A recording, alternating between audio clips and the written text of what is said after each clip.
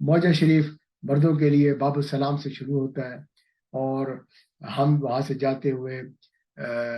باب الحجرہ سے باہر نکلیں گے اور پھر دوبارہ باب السلام سے داخل ہوں گے انشاءاللہ، وہاں پر بتائیں گے، لیکن کیونکہ وہاں کے آداب کے مطابق کم سے کم بات کی جاتی ہے، تو جو قریبی ساتھی ہوں گے اگر میں نے ان کو بتا دیا یہ باب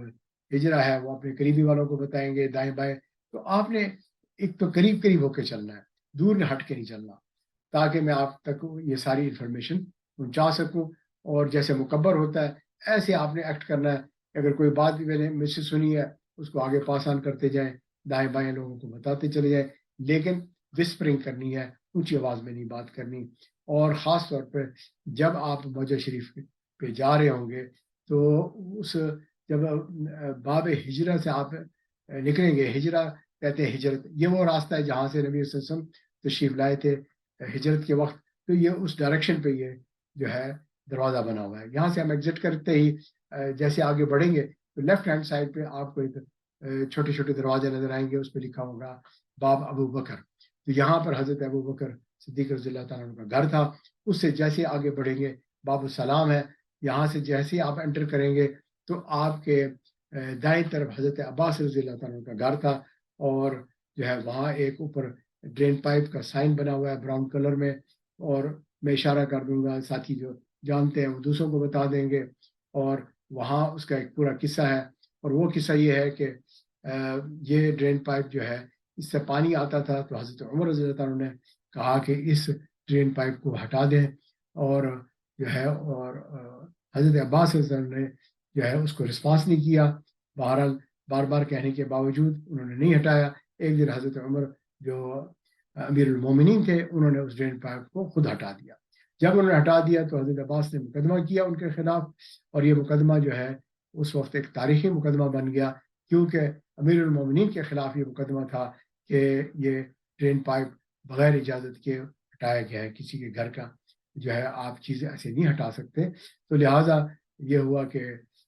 پوچھا کہ آپ کیوں یہ رکھنا چاہتے ہیں. حضرت عباس نے فرمایا نبی اکرم صلی اللہ علیہ وسلم میرے کندھے پہ سوار ہوئے تھے اور یہ ڈرین پائپ انہوں نے اپنے ہاتھوں سے لگایا تھا، میں نہیں چاہتا تھا کہ اس کو اتارا جائے. اور اب کیونکہ یہ اتار دیا گیا، عدالت نے یہ فیصلہ کیا کہ اس ڈرین پائپ کو دوبارہ لگایا جائے گا،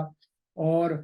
حضرت امیر المومنین جو ہے وہ نیچے ہوں گے اور حضرت عباس ان پہ چڑھ کے اس کو ڈرین پائپ کو دوبارہ لگائیں گے. یہ اسلامک جسٹس کی ایک نشانی ہے. آج بھی وہ وہاں پر ڈرین پائپ جو ہے وہ نظر آتا ہے.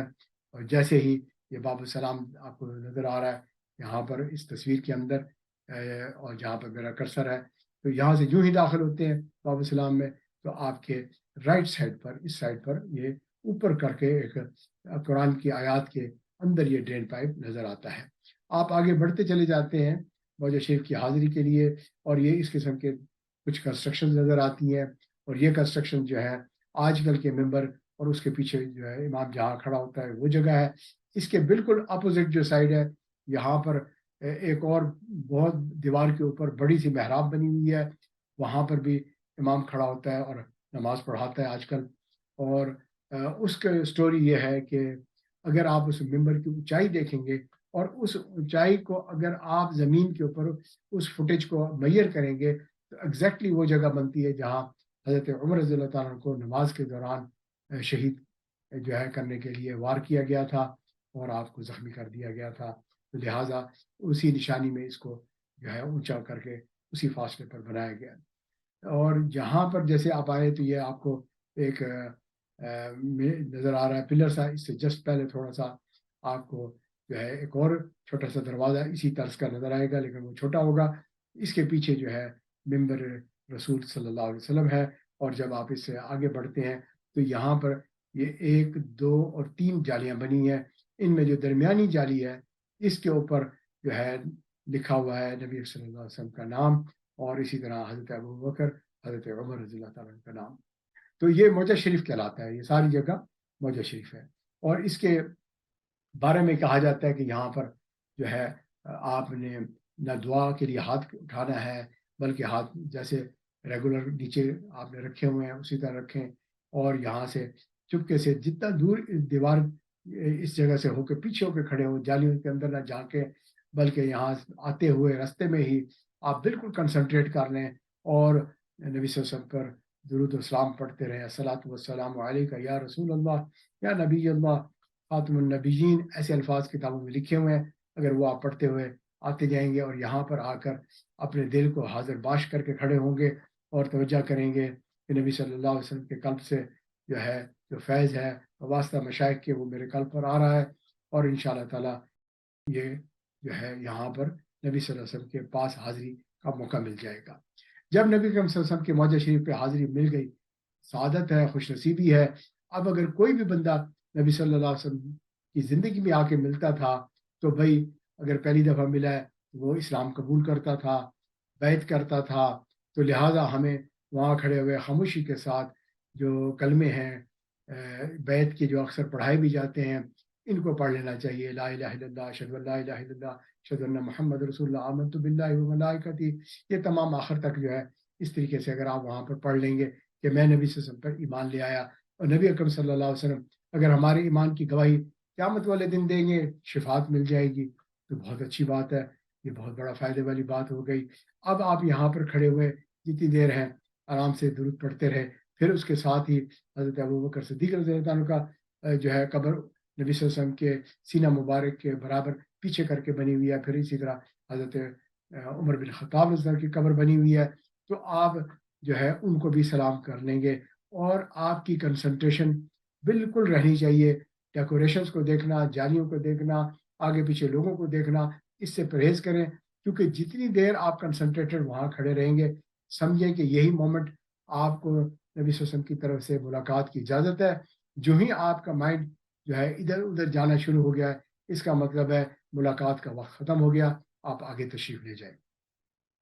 تو یہی اس کا اصول بنا ہوا ہے، کیونکہ پیچھے اور لوگ بھی آ رہے ہیں، آپ چاہے جتنی مرضی کنسنٹریشن سے کھڑے ہوں، ایک وقت آتا ہے کہ بھئی ملاقات کا وقت ختم، ماشاءاللہ آگے تشریف لے جائیں۔ تو اس طریقے سے وہاں سے پھر بڑے ادب کے ساتھ وہاں سے نکلیں گے، اور جو دروازہ ہے ایگزٹ کا وہ باب البقی کہلاتا ہے، ہم باب السلام سے انٹر ہوئے ہیں اور باب